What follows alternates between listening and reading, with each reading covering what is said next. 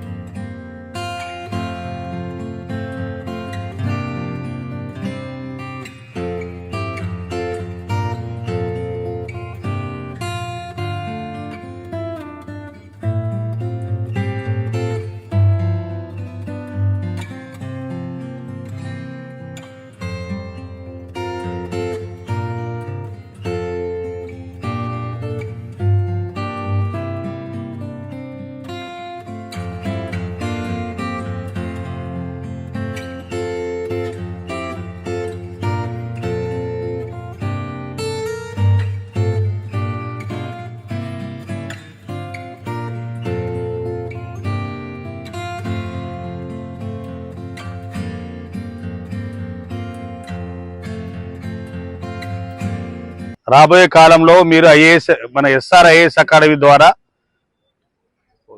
మీరు police training పొంది ఉద్యోగాలు పొందాలని, అదేవిధంగా మీ జీవితాలను తీర్చిదిద్దుకోవాలని, అదేవిధంగా మంచి ఉద్యోగులుగా ఉంటూ భారతదేశానికి అభివృద్ధికి మీరు తోడ్పడాలని మనసారా కోరుకుంటున్నాను. అదేవిధంగా మీకు ఏదైతే శ్రీనాథ్ రెడ్డి గారు ఉన్నారో వాళ్ళు ఫిజికల్ ఫ్యాకల్టీగా ట్రైనీగా ఉంటూ మీకు ఆయన విలువైన సమయాన్ని కేటాయిస్తూ మీ అందరిని ట్రైన్ చేస్తున్నారు. వాళ్ళ మాటలు, వాళ్ళ ఏదైతే ట్రైనింగ్ కోచింగ్ ఉందో దాన్ని శ్రద్ధగా చేసుకొని మీరు మరి పికప్ కావాలని కోరుకుంటున్నాను. అదేవిధంగా మా ఎస్ఆర్ఐఏఎస్ అకాడమీలో one of the director and he's a capable person in history, అదే ఫ్యాకల్టీ. అదేవిధంగా ఈ సంస్థలో ముఖ్య పాత్ర, మెయిన్ పార్ట్నర్షిప్ ఉన్నటువంటి కరీం రాజు గారు మరి ఇందులో ఉన్నారు.